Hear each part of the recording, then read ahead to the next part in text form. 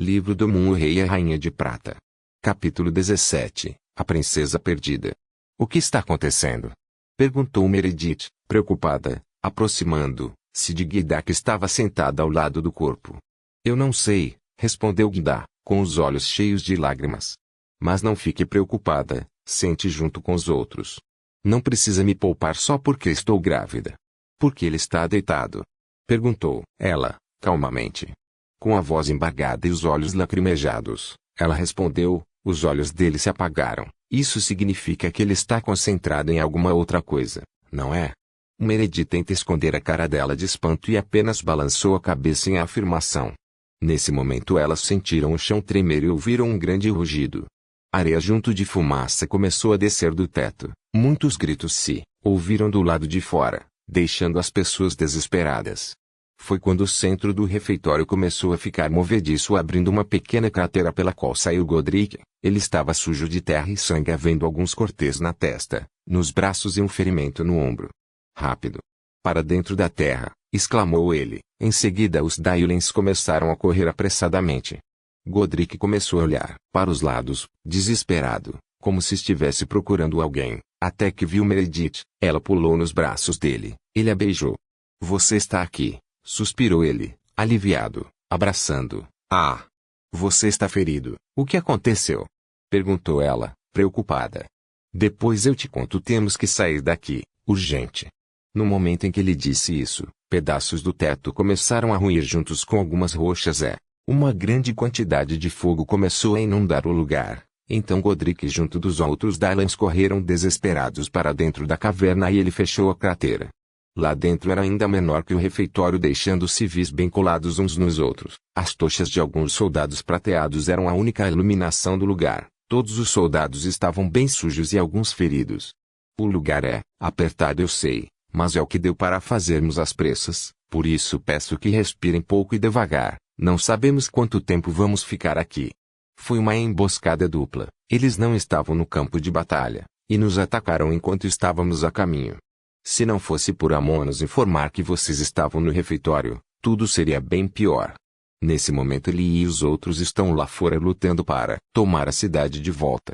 Tentem manter a calma. De tempo em tempo, eu ou algum soldado dominador vamos à superfície para ver como estão as coisas.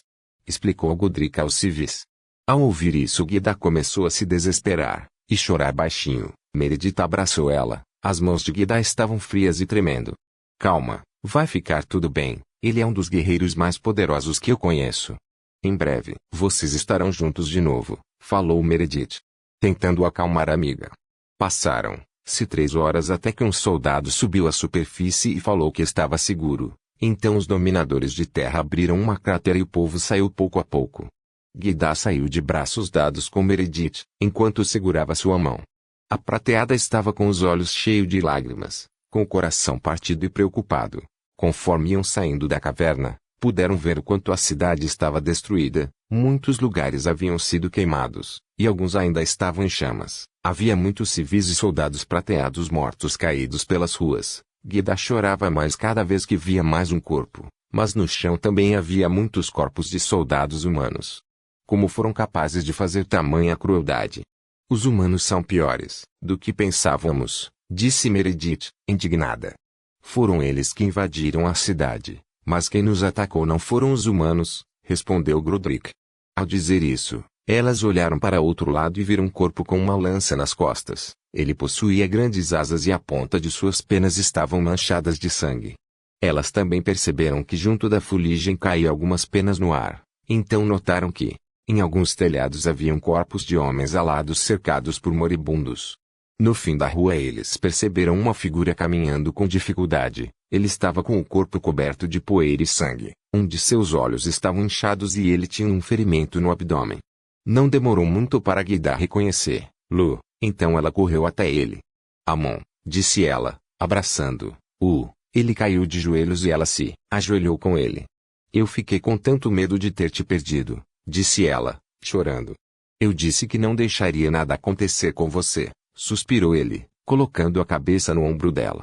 Infelizmente, não podia prometer o mesmo em relação a mim. Foram aqueles desgraçados, eles se uniram de novo. Asteres, como os humanos os chamam, Acham-se como estrelas imortais, mas também morrem. Precisamos de aliados, pois não podemos vencer essa guerra sozinhos. Precisamos proteger o nosso povo, temos que levá-los para outro lugar. Aqui estão muito vulneráveis, disse Gida, afastando-se dele. Os lordes discordam entre si, por isso estamos espalhados e enfraquecidos. O povo precisa de um líder que os una, proteja e tome as decisões corretas. Precisamos de você, Gida, disse ele, segurando no braço dela. Eu não nasci para ser rainha, disse ela, baixinho com os olhos marejados. Mas foi destinada a ser. O povo te ama, ninguém se oporá, você tem o sangue da antiga dinastia, seus ancestrais governaram a terra por milhares de anos, só precisa provar quem você é, então poderá salvar os prateados de verdade. Você pode fazer muito mais do que apenas uma sopa, pode governá-los com maestria, eu não duvido nem um pouco disso.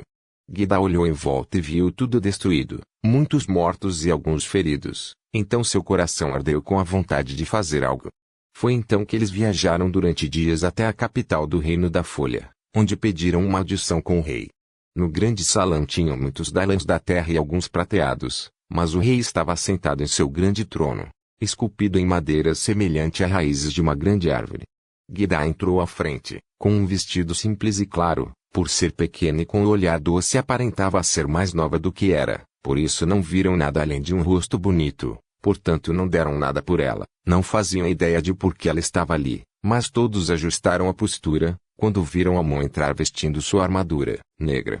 Ele era mais alto que ela, e com a armadura ficava ainda mais imponente, o modo como ele caminhava atrás dela parecia que ele era seu guarda-costas particular. É Amon, o matador de dragões. Soube que ele é muito poderoso, matou quase um exército sozinho. Ele conquistou muitas terras dos humanos. Provavelmente, o dominador mais poderoso em muitas gerações. Mas quem é aquela, prateada? Parece que é a esposa dele. Cochichavam uns aos outros enquanto eles entravam, até que chegaram na frente do trono e se ajoelharam. Quem é você? E por que solicitou uma audiência comigo? Perguntou o rei Juliel seu Velaque. Eu sou Gida Majestade. Princesa Gida Sen, da antiga dinastia, e vim reivindicar meu povo, gaguejou ela, levantando sua cabeça. Impossível, todos sabem que a família Sen morreu no primeiro ataque há quase 400 anos, sem sobreviventes, isso é uma afronta, esbravejou o rei. Nem todos, eu sobrevivi, mas nunca revelei quem eu era, porque eu tinha medo do que fariam comigo, também queria esquecer meu passado. Eu nunca quis poder, mas agora eu preciso. E só você pode me ajudar, disse ela, com os olhos marejados. Como ousa tocar em um assunto tão delicado? Sabes quantos prateados poderiam vir aqui e dizer que é um sem apenas por ambição? Que provas você tem? Tire-no daqui, esbravejou o rei, nervoso, colocando a mão em seu coração. Por favor, majestade, ouça o que ela tem a dizer, pediu Amon, levantando-se rapidamente. Eu já ouvi o suficiente. O rei Morionsen era um grande amigo do rei Juliel, esse ainda é um assunto muito sensível para ele, é melhor se retirarem, disse um nobre, aproximando-se de Amon e Gida junto dos soldados. No meu aniversário de 150 anos, você me deu uma boneca da lenda floresta, ela tinha vestidos vermelhos e uma coroa de flores na cabeça, disse Gida, alterando a voz.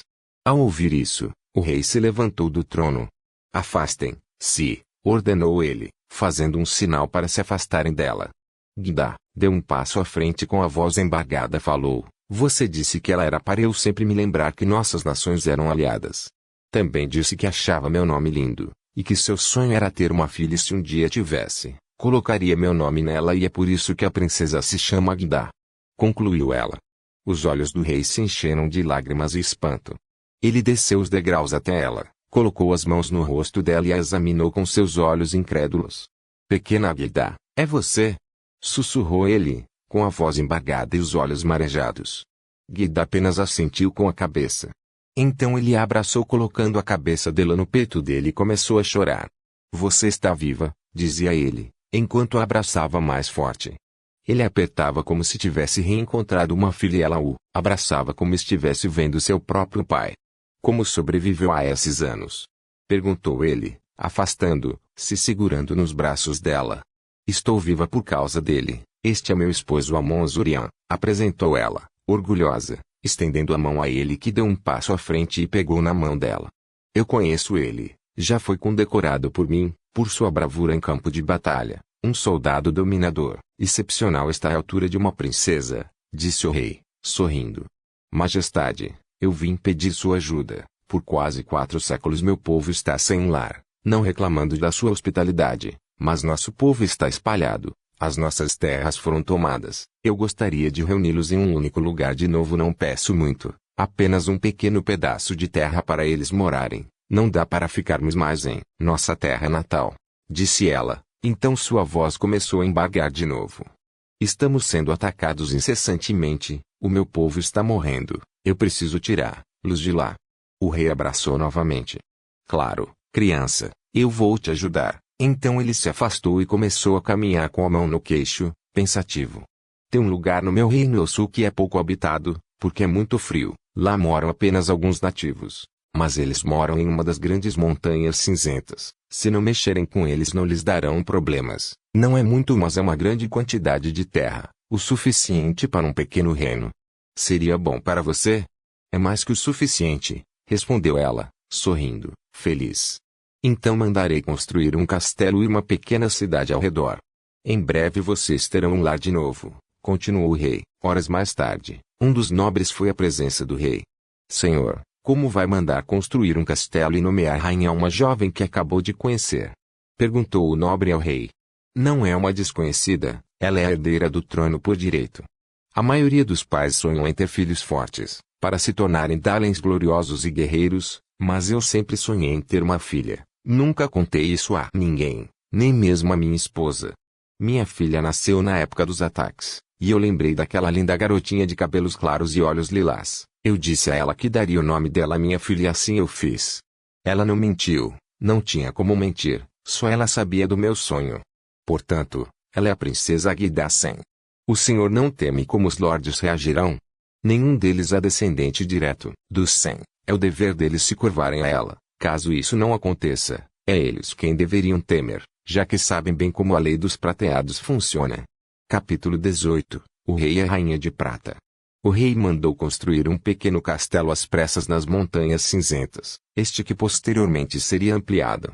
Apesar de pequeno, ele era muito bonito, demorou 10 curtos anos para ser concluído. Era estreito e alto, com muitos arcos arredondados e enormes janelas de vidro, com alguns adornos que davam um ar delicado e frio ao castelo, semelhante à arquitetura gótica que conhecemos.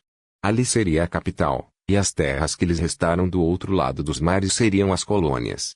Todos se reuniram no grande salão onde colocaram um trono feito de obsidiana negra adornado com pedras de ametista. Nele tinham enormes cortinas púrpura, que era a cor da bandeira da dinastia Sen. A família real Selvelac do Reino da Folha, anunciou um nobre.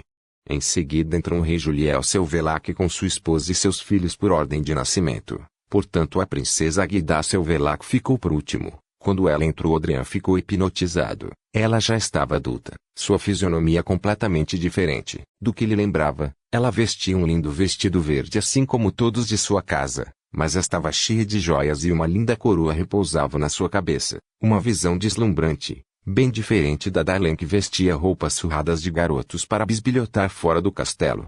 Ela olhou para Adrian enquanto caminhava, depois voltou seu olhar rapidamente para a frente, soltando um discreto sorrisinho. Quando todos estavam à frente, o nobre anunciou, a princesa Agdassen. Então os enormes portões se abriram novamente e Agda entrou com um deslumbrante vestido lilás de mangas longas que começavam do dedo médio até a parte superior dos braços, não chegando a cobrir seus ombros.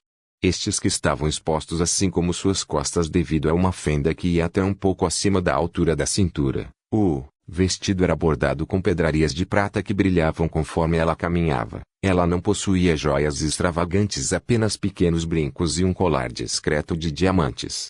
Os cabelos cinza de Agda estavam presos em um lindo penteado formando um coque baixo e volumoso. Mesmo sua roupa e penteado dando a ela um tom de mais seriedade, ela caminhava com delicadeza fazendo todos ficarem encantados com sua beleza e graciosidade.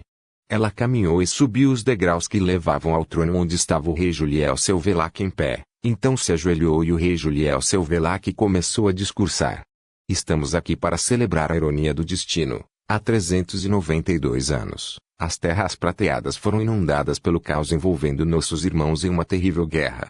Meu coração ainda dói em lembrar que meu amigo, o rei Morionsen, foi morto por selvagens, deixando seu povo desamparado. Mas hoje tudo mudou. A princesa Gilda, a mais nova de sua casa, sobreviveu, e ela é como um raio de sol que aquece nossos corações nos dando esperança. A partir de hoje os prateados terão um lar e uma rainha para seguir. Que seu coração seja tão forte como uma rocha, e sua sabedoria transcenda gerações. Cuide de seu povo como seus próprios filhos, pois eles são sangue do seu sangue. Tenha uma vida longa e próspera. O rei colocou uma coroa de prata na cabeça dela, com joias ametistas que ressaltaram ainda mais a beleza dos olhos lilazes de Gilda.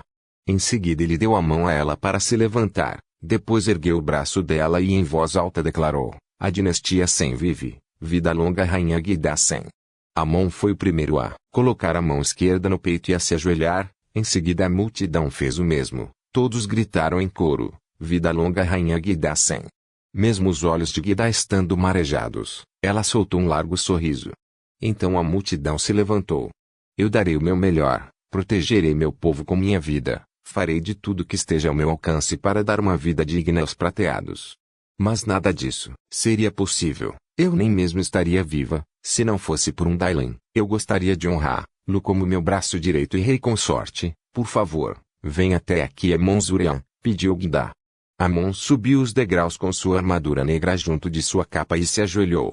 Que você seja sempre forte para continuar protegendo seu povo, e cuide bem deles como tem cuidado de mim, disse Gilda, sorrindo, enquanto colocava uma coroa de obsidiana nos longos e soltos cabelos negros de Amon. Minha vida será para te servir, minha rainha.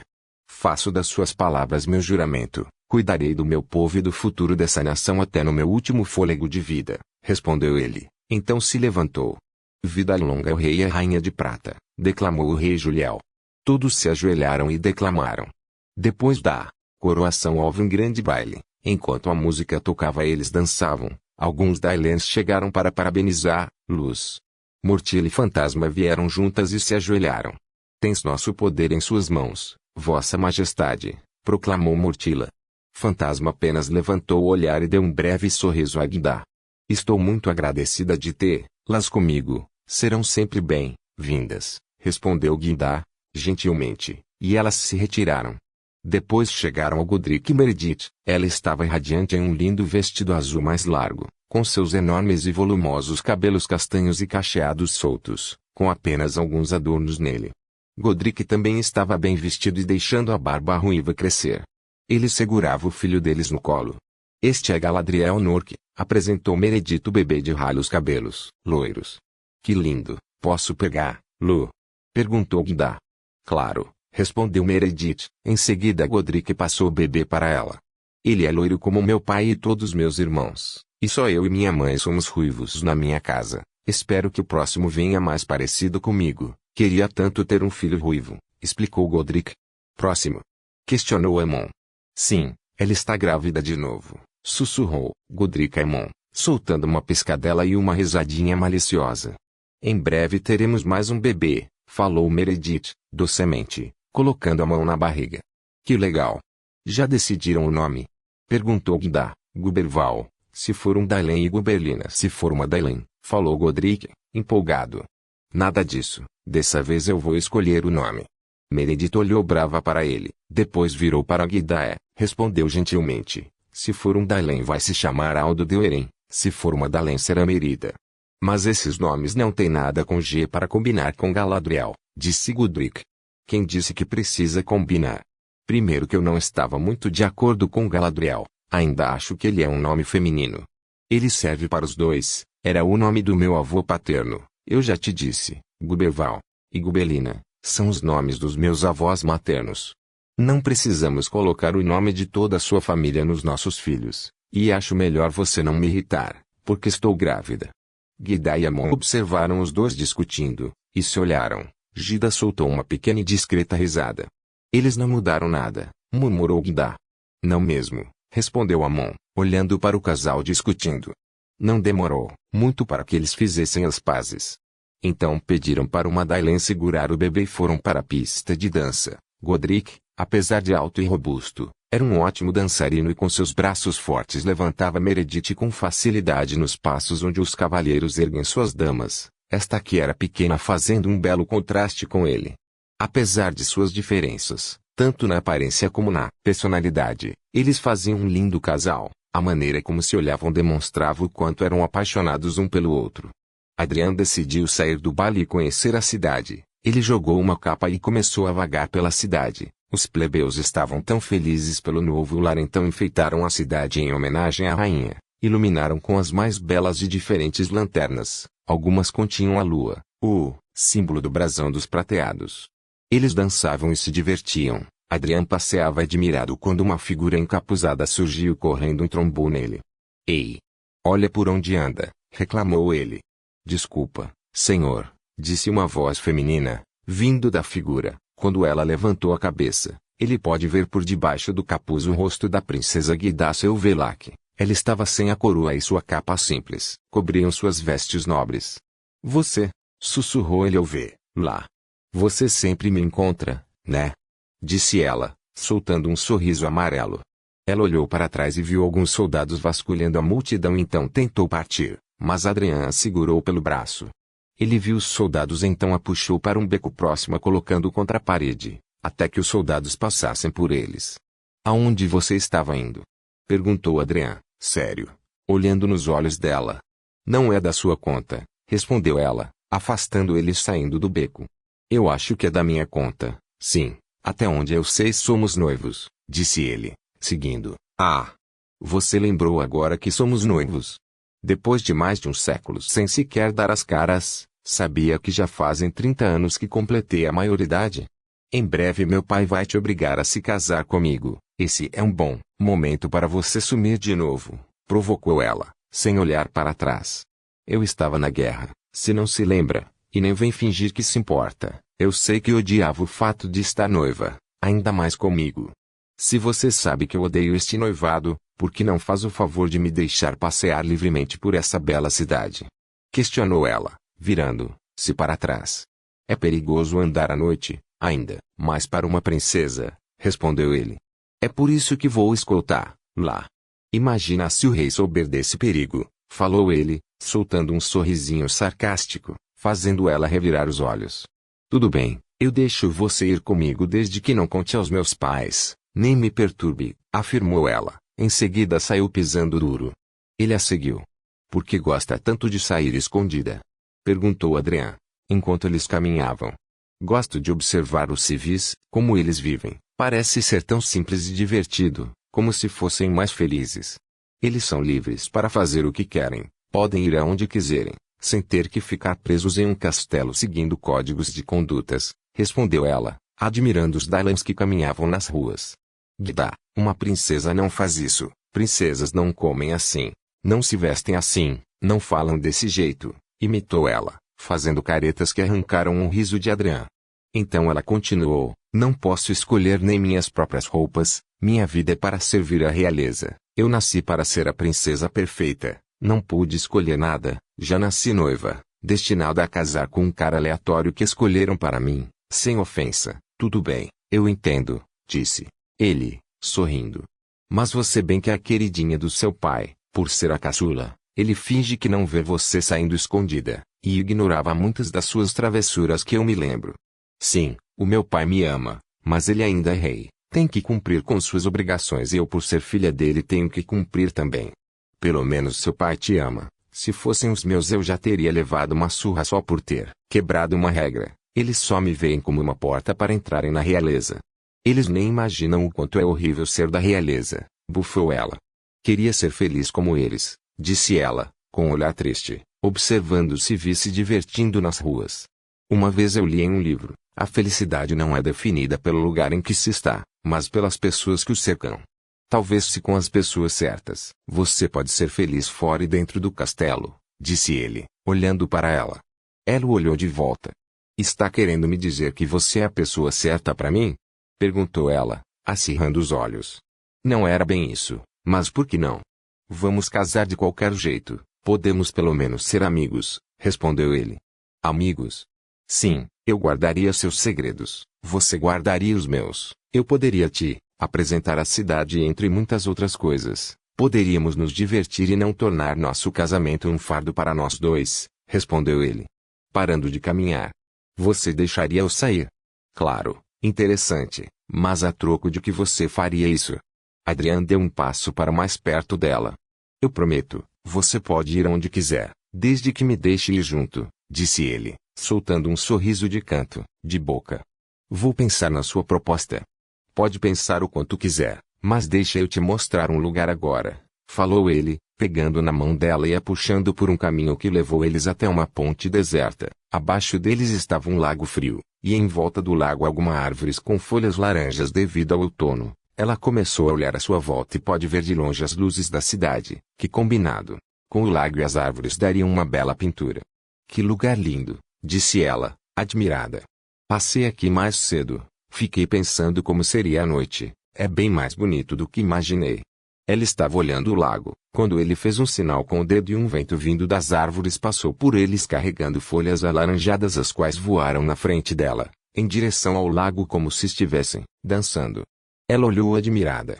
Então as folhas voaram na direção dela e a rodearam. Ela deu um giro tentando acompanhar, mas, até que elas caíram aos pés de Adrian, este que estava sorrindo admirando a princesa. Ela o olhou e sorriu de volta. Capítulo 19, A Bandeira Vermelha. Dias depois, Amon e Gida estavam passeando no pátio do palácio e alguns comerciantes estavam lhes mostrando seus produtos. Esse tecido é lindo, não é, querido?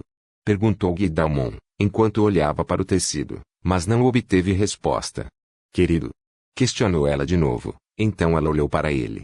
Amon estava de costas para ele com um olhar distante.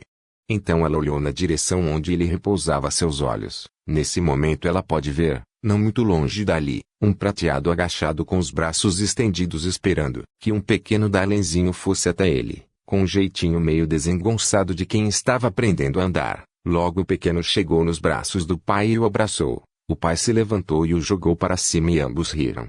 Amon observava de longe com os olhos marejados. Ao perceber isso, Gida sentiu um aperto em seu coração. Então ela pegou a mão de Amon e deitou sua cabeça no ombro dele. Está tudo bem? Perguntou ela, baixinho. O que? Perguntou ele, desviando o olhar do pai e filho, e olhando finalmente para ela. Eu perguntei se você está bem, repetiu ela, pegando a outra mão dele. Estou sim. Você gostou daquele tecido? Então vamos levar ele, respondeu ele, tentando disfarçar, mas as lágrimas em seus olhos denunciavam o quanto seu coração estava dilacerado. Mais tarde Gida estava na sacada de seu quarto olhando para o horizonte. No que está pensando? Perguntou Amon, aproximando-se. Essa vista é linda. Não colocaram nosso quarto em um dos últimos andares do castelo à toa. Poder observar todo o reino e a linda natureza que o cerca é um privilégio digno de reis. Disse ela. Eu só vejo montanhas e o gelo. Tudo aqui parece cinza e sem vida. Preferia as paisagens das terras verdejantes. Falou ele. Mas vai da maneira como você olha. Aqui tem um dos melhores pôres do sol. O céu fica tão colorido que parece que a cor dele vai cair e colorir as montanhas cinzentas. Você não sente paz olhando para esse horizonte? Ponto de interrogação, perguntou ela. Não consigo sentir paz sabendo que muitos de nós ainda estão vulneráveis nas colônias. Respondeu ele. Eu estava pensando neles, e cheguei à conclusão de que quero propor um acordo aos humanos. Disse ela. Acordo? Eu estava pensando em uma aliança com os habitantes das montanhas. Dizem que são muito fortes e têm a habilidade de se transformar em lobos gigantes. Seria muito útil ter eles do nosso lado. Sugeriu ele. Por enquanto pretendo manter uma relação amigável com eles, e tentar fazer o mesmo com os humanos. Falou ela. Você acha mesmo que eles vão te ouvir? Não custa tentar. Por mim faríamos novas alianças e avançaríamos com força total. Disse ele. De novo com isso, eu já disse que não vamos avançar contra ninguém no momento, apenas nos defender. Nossa, como você é teimoso, Amon Zorian, quando põe uma ideia na cabeça não tira de jeito nenhum, está falando disso desde a coroação. Desculpe, majestade, essa era apenas uma sugestão de seu rei consorte, debochou ele. Ela se aproximou dele com os dedos em pinça e apertou o rosto dele. Você chega a ser irritante às vezes, sabia? Falou ela, quase rindo. Em seguida o soltou. Gida escreveu uma carta ao rei dos humanos, Depois eles marcaram de se encontrar em um campo que ficava na divisa dos territórios. De um lado estava o exército do rei Atarus Brandit, cerca de 300 soldados, do outro lado cerca de 100 soldados, sendo eles prateados e alguns dominadores do reino da Folha. Eles faziam a escolta da rainha Gidasen.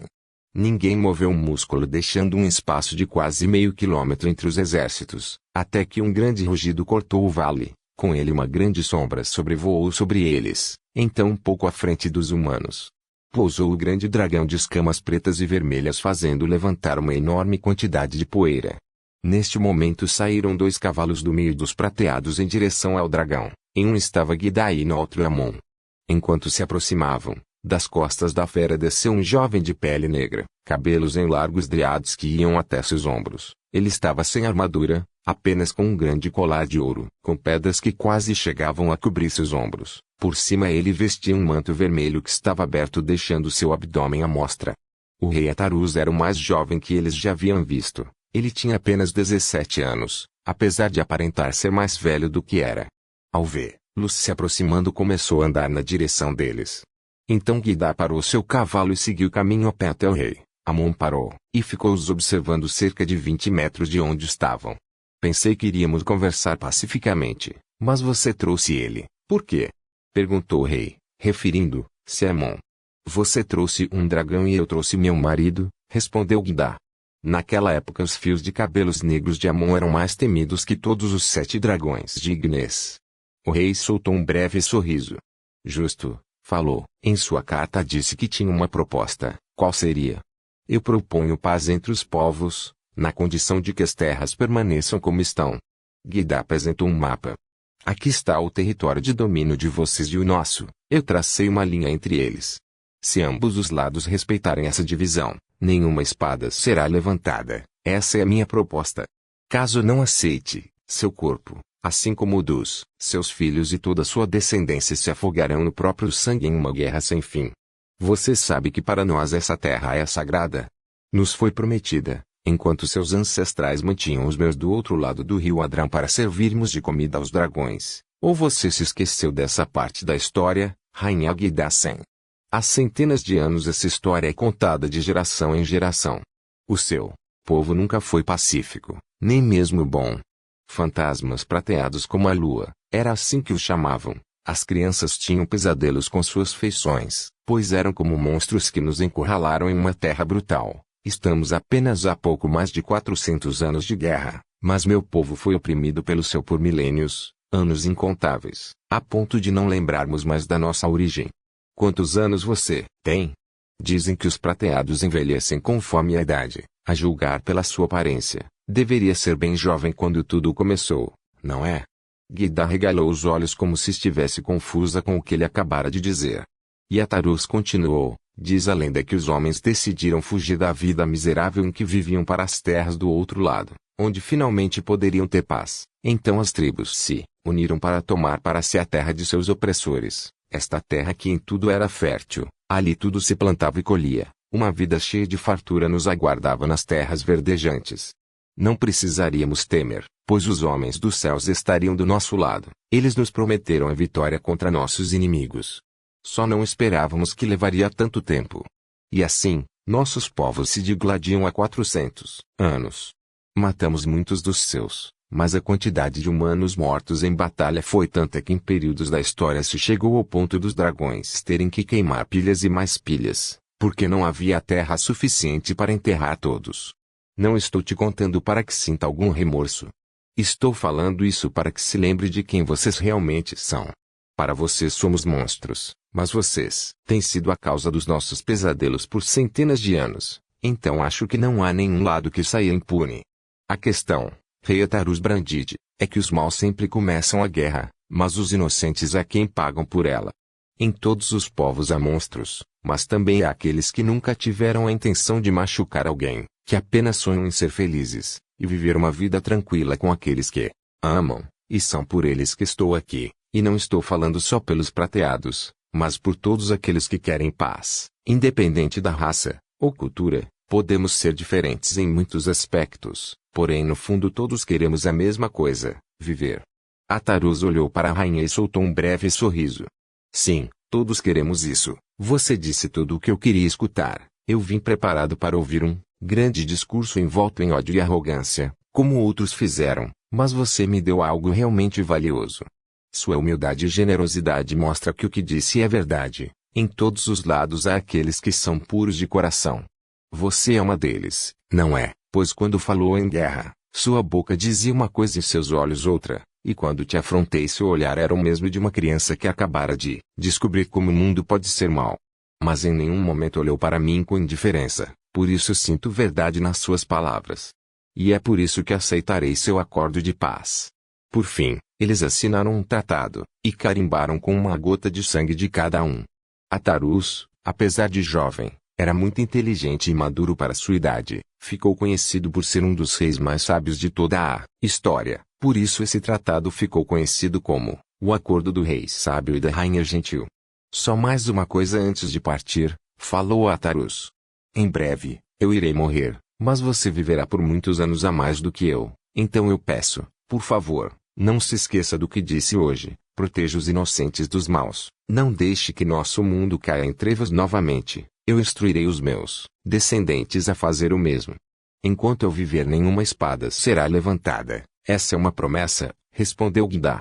Então eles apertaram as mãos, e cada um seguiu para um lado, ele montou no seu dragão e ela no cavalo. Enfim voltaram para seus respectivos reinos. Ninguém quebrou o acordo, portanto longos anos de paz se seguiram. Os prateados plantavam em seus territórios e vendiam para o litoral de Dasos onde era mais perto. Uma parte do dinheiro levavam para a rainha para a compra de alimentos das cidades quentes mais próximas para abastecer a capital, que ela fez questão que permanecessem nas montanhas cinzentas, mesmo que lá fosse frio e um pouco infértil.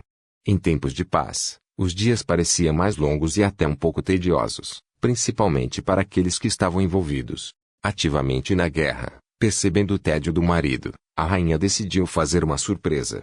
Amon foi convocado até um pátio mais remoto do castelo. Quando chegou lá viu alguns obstáculos de madeira, junto de alguns sacos de areia, e duas torres em lados opostos, cada uma com uma bandeira, uma azul e outra vermelha. No centro estavam alguns serviçais com fitas vermelhas e Jesus amarrados nos braços. Gidá vestia calças e na ponta das tranças de seus cabelos tinha uma fita vermelha. "O que é isso?" perguntou ele. "É um jogo. Cada um de nós terá uma torre para proteger com o objetivo de conquistar a outra. Vocês podem usar as espadas de madeira, atirar bolas de neve dos estilingues, e até jogar água gelada que estão nos baldes. Podem usar as pequenas catapultas para arremessar neve também. A única regra é que não pode ferir ninguém gravemente. A equipe que conquistar a torre do oponente e pegar sua bandeira, ganhará barras de ouro que serão distribuídas igualmente entre os integrantes", explicou Gidá. Nesse momento os criados se entreolharam e abriram um sorriso, empolgados. Gidá caminhou até Amon e amarrou um tecido azul no braço dele. "Você tem alguns minutos para montar uma estratégia com sua equipe", falou ela para o marido, fazendo-o abrir um pequeno sorriso de canto. Cada equipe fez seu próprio planejamento estratégico e só então começaram. Os criados atiravam bolas de neve uns nos outros com seus estilingues, e usaram todas as ferramentas disponíveis. Logo o pátio se tornou um verdadeiro campo de batalha, porém muito mais amigável do que Amon estava acostumado a participar. Por algumas horas eles se divertiram jogando, até que o time dele encurralou o de Gidá em um canto, mas mal perceberam que ela havia escapado. Ela correu para a torre dos adversários em uma velocidade impressionante. Quando Amon olhou para trás ficou admirado na velocidade que Gidá escalou a torre. Ela era rápida e habilidosa. De lá ela não desceu nenhum degrau, apenas se jogou em uma pilha de neve, levantou-se, sacou sua espada de madeira e andou até ele. "Rendam-se", proclamou ela, com um sorriso estampado no rosto, orgulhosa do seu próprio feito. Amon sacou sua espada de madeira e ficou em posição de ataque. "Ainda não acabou", provocou ele. Em seguida partiu para cima dela para duelarem pela bandeira. Ela tentou desferir um golpe de espada, mas ele segurou o pulso dela. Então Gidá andou para trás e escorregou no gelo e o puxou fazendo com que os dois se desequilibrassem e caíssem. "Você está bem?" perguntou ele, saindo de cima dela e ficando em 4 apoios. "Estou muito, pois eu ganhei de você", provocou ela, tirando a bandeira azul de dentro da blusa. "Não sabia que você era tão boa. É que eu joguei esse jogo mais vezes que você", Quem sabe da próxima vez você consegue pegar a bandeira vermelha. Ele começou a rir discretamente. Do que você está rindo? Questionou ela. Ele puxou as pernas dela e as envolveu em sua cintura. Então aproximou o rosto dela e sussurrou: você é a única qual eu aceito perder. Em seguida a beijou segurando em sua nuca. Ela envolveu as costas dele com seus braços puxando-o para perto dela. Logo ele começou a beijar o pescoço dela e descer suas mãos. Nesse momento, os criados se entreolharam e saíram de fininho. Capítulo 20 Tempos sombrios. 15 anos mais tarde, Gidá deu à luz a uma Dailin, que era muito parecida com ela, tinha cabelos quase brancos e olhos lilazes. Certo dia Amon estava junto do conselho discutindo coisas sobre o reino quando foram interrompidos abruptamente por um serviçal que entrou às pressas. Como ousa invadir o conselho assim? Indagou um conselheiro. Senhor, é a rainha, disse o serviçal, um pouco ofegante. Em seus olhos se via preocupação e espanto. Sem pensar duas vezes, Amon saiu apressadamente para os aposentos da rainha. No corredor já dava para escutar os gritos de Gidá. Sai daqui, antes que eu te matei, gritava ela. Quando Amon entrou no quarto viu a ama de leite ferida no chão sendo socorrida pelas outras criadas. Enquanto um soldado tentava acalmar Gidá, esta que estava ao lado do berço réu com uma adaga ensanguentada e apontada para o soldado. Fique longe do meu bebê ou eu o matarei, ameaçava. Gidá, o que está fazendo? Perguntou Amon ao entrar no quarto. Eles querem matar o meu bebê, ainda bem que você chegou. Livre-se deles, pediu ela, ainda com a adaga apontada para o soldado. Este que se ajoelhou no mesmo instante se rendendo. Não é nada disso, senhor, eu juro que não fiz nada, só estava tentando impedir-la de ferir mais alguém. Por favor, tenha misericórdia, clamava, desesperadamente, o soldado prostrado. Amon caminhou até eles, olhou para o soldado e depois para Gidá que ainda mantinha seu braço estendido em posição de ataque. Amon segurou a mão dela que portava a adaga. Meu amor, o que você está fazendo? Disse ele, baixinho, para ela. Eles querem matar nosso bebê, eu já falei, respondeu ela, com a voz trêmula. Deixe que eu fique com a adaga, ok? Falou ele, tirando a adaga gentilmente das mãos dela, jogando a arma no chão. Em seguida a abraçou. Me conte, o que aconteceu? Sussurrou no ouvido dela. Eu estava no quarto, então ele veio até o berço, mas eu não deixei que pegassem o bebê, eu o protegi do ataque e depois aquele homem veio tentar me parar. Mas eu não vou deixar ninguém machucar o Elliot, ninguém vai tocar no nosso filho. Quando ela disse essas palavras os olhos de Amon se arregalaram. Ele entendeu tudo o que havia acontecido, então ele se afastou lentamente e segurou o rosto dela com suas mãos e disse: ninguém vai machucar o Elliot. Eu não deixarei, fique comigo, Amon. Temos que proteger nosso filho, pediu ela. Querida, o bebê no berço não é o Elliot, é Freya, sua filha. Você não feriu nenhum homem. Era sua ama de leite. Ela estava aqui para cuidar do bebê e não matá-lo, explicou ele, calmamente. Nos olhos de Gidá podia-se observar a confusão em sua mente. Ela olhou para o chão e viu sua ama ferida. Então arregalou seus olhos e colocou sua mão na boca. Só então percebeu que suas mãos estavam sujas de sangue. Então seus olhos ficaram marejados e uma lágrima discretamente escorreu pelo seu rosto. O que eu fiz? Sussurrou ela. Saiam todos daqui, e levem a ama aos curandeiros, ordenou Amon. Imediatamente todos os criados e soldados se retiraram. A bebê que, antes apenas choramingava agora começou a chorar mais alto. Ao notar esse barulho, Gidá se agachou com as mãos nos ouvidos. Faça ela parar, disse ela, desesperada, enquanto pressionava seus ouvidos com força como se estivesse escutando algo ensurdecedor. Amon pegou a bebê em seus braços e começou a balançar. Quando sentiu a presença do pai, a bebê aos poucos se acalmou, e com suas pequenas mãozinhas segurou o dedo do pai como se estivesse brincando com ele. Amon se abaixou junto de Gidá. Olhe, essa é sua filha Freya, como você queria. Gidá levantou seu rosto e tirou as mãos do ouvido, então olhou para a linda bebê no colo de Amon. Ela é linda, sussurrou ela, com os olhos marejados. Sim, ela se parece com você, não teria como ser menos bonita, disse ele, fazendo Gidá sorrir. Quando ela chorar, não precisa sentir medo, é só pegar ela no colo que ela vai se acalmar. As crianças da Highlands têm um olfato muito bom, por isso reconhecem seus pais rapidamente, explicou ele, enquanto colocava Freya nos braços de Gidá. Você é a mãe dela, ela ama você. Por isso as crianças são puras, elas nos amam independente de quem somos ou do que fizemos, falou ela, admirando a filha. Freya com uma de suas pequenas mãozinhas agarrou uma mecha do cabelo de Gidá e a puxou para si. Aí, meu cabelo, resmungou Gidá, quase rindo. Ela é forte, né? Isso puxou você com certeza, disse Gidá. É. Ela é bem esperta, sim, concordou Amon. Ela ainda não foi nomeada ao povo, tem certeza que seu nome será Freya? Lembro quanto você queria que fosse Valquíria. Eu ainda quero que seja Valquíria, só falei o nome que você queria para que você se lembrasse dela, respondeu ele, em tom de brincadeira. Mas em vez de rir Gidá ficou séria. Me prometa que vai cuidar dela, e dizer que eu a amo, pediu Gidá. Não, você vai cuidar dela e dizer a ela que a ama, retrucou Amon, sério. Gidá se levantou e colocou a bebê no berço. Eu não estou bem, você sabe disso, falou ela. Você não está doente, só foi um pequeno surto. Muitas mães ficam mal após o parto. É só uma fase, vai passar, respondeu ele. Como meus pesadelos. Eles não passaram, eu ainda sonho, mas agora não mais com aqueles que mataram meus pais, mas com o homem que tirou Elliot de nós. Às vezes eu vejo o rosto dele nos lugares. Eu não te contei isso porque não queria que se preocupasse, mas toda vez que ela chora eu vejo ele bem na minha frente, tirando a vida do meu pequeno bebê. Nesse momento a voz de Gidá começou a embargar. Antes eram só pesadelos, agora não consigo distinguir luz da realidade. Hoje eu feri uma pessoa, não quero imaginar o que posso fazer.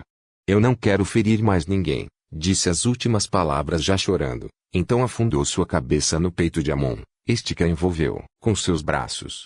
Não vai ferir ninguém. Vou pedir aos guardas que fiquem em alerta. Sempre terá alguém com você. Não se preocupe, falou ele, tentando tranquilizá-la. E assim passou o tempo. As servas começaram a dar chás a Gidá que faziam ela se acalmar e dormir por longos períodos. Então desde aquele dia não houveram mais incidentes. Certa vez, após uma reunião, Amon chegou ao quarto da rainha e o guarda estava na porta. Por que está aqui? Questionou ele ao guarda. A rainha pediu para que ela tivesse privacidade para dormir. A ama está lá dentro com ela, explicou o guarda. Amon entrou no grande quarto. Tudo estava silencioso. A bebê dormia tranquilamente no berço, mas a cama de Gidá estava vazia. Então ele viu a ama sentada encostada em uma coluna. A garganta dela estava cortada e em seu colo havia uma daga ensanguentada. O coração dele disparou ao ver aquela cena.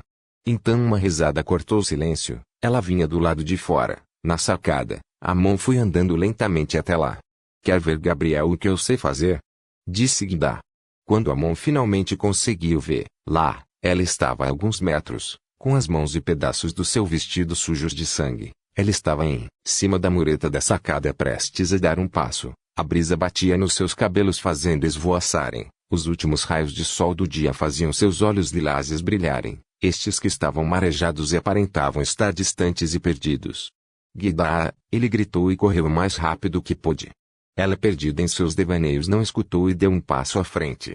Ele correu com todas as forças que tinha em suas pernas, e se jogou na mureta, esticando seus braços o máximo que podia. Seus dedos chegaram a tocar a barra do vestido dela, mas não foi o suficiente para agarrá-lo. Não, gritou ele, vendo-a despencar por 30 metros, e seu corpo colidir com o chão frio de pedras quebrando-lhe os ossos. Desesperadamente, ele desceu as escadas empurrando todos no seu caminho e correu até o corpo. Ele caiu de joelhos e puxou a cabeça e o tronco dela para si. Quando a tocou, percebeu que nela não havia mais vida. Nesse momento ele começou a chorar inconsolavelmente. De longe os criados escutaram seus gritos. Eles eram tão altos que deixaram todos assustados. Nunca ninguém havia o visto chorar daquela maneira, a ponto de ninguém se atrever a se aproximar. Ele ficou horas abraçado ao corpo de sua amada. A noite veio e se foi, porém ele permaneceu no mesmo lugar. Ao amanhecer, ele estava sentado ao lado dela, com os olhos inchados de tanto chorar, seus cabelos soltos e desgrenhados, com o olhar distante, como se estivesse assimilando tudo aquilo. Então uma criada corajosa se aproximou lentamente. Meu senhor, precisamos cuidar do corpo da rainha, para que possa suceder os preparativos para a cerimônia, falou ela, educadamente, prostrando-se. Deixe-me aqui por mais um tempo, Quando eu me levantar vocês podem cuidar dela, disse ele. Então a criada se afastou. Ele deitou ao lado de Gidá e virou o rosto dela para ele, dedilhando uma mecha do cabelo dela. Ele falou: falei com você, disse que a protegeria e não fiz, disse que a levaria para casa, mas você nunca mais tocou os pés naquele castelo. Tudo o que eu queria era que você fosse feliz, mas nem sei se isso eu consegui fazer, sussurrou ele, com os olhos marejados. Ele se virou, ficando com o corpo em direção ao céu e continuou a falar: gostaria que me levasse com você. A minha vida não tem um propósito agora. Já falhei com todos. Eu costumava pensar que se eu fosse forte o bastante eu poderia proteger aqueles à minha volta. Eu treinei muito para isso, mas não importa o que eu faça ou quanto eu me esforce, todos que eu amo se vão. Amon fez uma adaga negra com as mãos e começou a manobrar lá. Talvez não seja uma má ideia. Domon era um lugar melhor antes de eu nascer. Quem sabe não se torne melhor quando eu me for, falou, enquanto mexia na própria adaga. Então ele fechou os olhos e se preparou para fincar seu próprio coração, mas escutou um choro de bebê, que o despertou de seus devaneios, fazendo-o abrir os olhos e desmanchar a adaga. Ele ficou pensativo por alguns segundos, beijou a testa de Gidá e se levantou. Depois os servos pegaram o corpo dela. Os prateados se reuniram no grande pátio do castelo, e abriram os portões para o povo, colocaram Gidá em um caixão de prata decorado. Vestiram ela com um lindo vestido lilás coberto de bordados, deixaram os enormes cabelos ondulados dela soltos e espalhados, o enfeitaram com flores de cristais roxos, já o caixão enfeitaram com adornos de cristais juntos com a mais fina seda nas cores do brasão. Em sua cabeça colocaram uma coroa de prata com pedras ametistas, diferente da que ela usava, mas igualmente linda. No caixão havia encaixe para 4 rodas onde o transportariam pela sua cerimônia de despedida que iniciaria no castelo. Daria uma pequena volta na cidade e por fim retornaria para a grande tumba debaixo do castelo, construída para abrigar o corpo da realeza, como o costume dos prateados. Amon se aproximou do caixão segurando a pequena Freya em seus braços. Com uma de suas mãos ele acariciou o rosto dela sussurrou baixinho, obrigado por ter me dado os melhores dias da minha vida miserável. Através de você pude conhecer a felicidade. Eu estava aguardando isso para seu aniversário, mas não deu tempo de te dar. Ele tirou do bolso um colar com um pingente de borboleta com asas de cristal lilás folheado a ouro. Eram as suas favoritas, sussurrou ele, colocando o colar na mão dela, e se despedindo, com um beijo na testa. Agitou-se a pequena Freya em seus braços, apontando para a mãe. Sim, é sua mãe. Você deve se despedir dela, falou ele, abaixando-se para que a filha ficasse mais próximo da mãe. A pequena esticou os bracinhos e segurou as bochechas da mãe com suas mãozinhas e inclinou sua cabeça para que encostasse na mãe como se quisesse abraçá-la. Amon segurou o corpo dela com alguns centímetros de distância, permitindo que ela fizesse isso. Ela segurou uma mecha de cabelo de Gidá e esfregou seu rostinho nela, em seguida deu uma risadinha. Mamãe. Ela balbuciou suas primeiras palavras, soltando um sorriso mostrando seus 2 dentinhos. Então ele a puxou lentamente, para que dessem início à cerimônia, mas a bebê não queria soltar a mãe, e começou a se agitar. Amon tentou acalmar, lhe deu o sinal para que começassem a puxar o caixão, então Freya começou a chorar. Mama, apontava ela aos prantos, enquanto via a mãe partir. 2 soldados da guarda real iam guiando os cavalos brancos, que puxavam o caixão de prata. Atrás havia outros 2 soldados da guarda real, carregando as bandeiras com o brasão.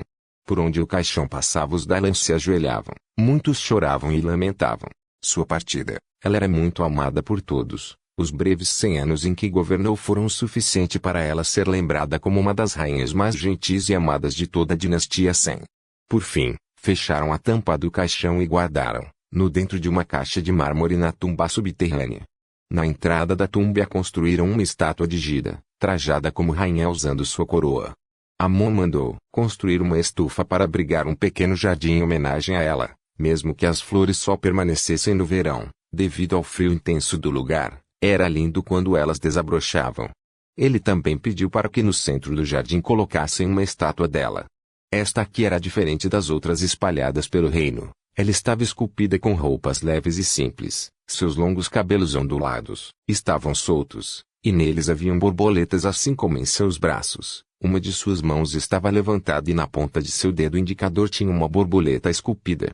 Era a imagem que ele queria eternizar em sua mente. Há quem diga que ele visitava o jardim todos os dias. No ano seguinte à morte de sua mãe, a princesa completou 20 anos e foi anunciada oficialmente aos súditos.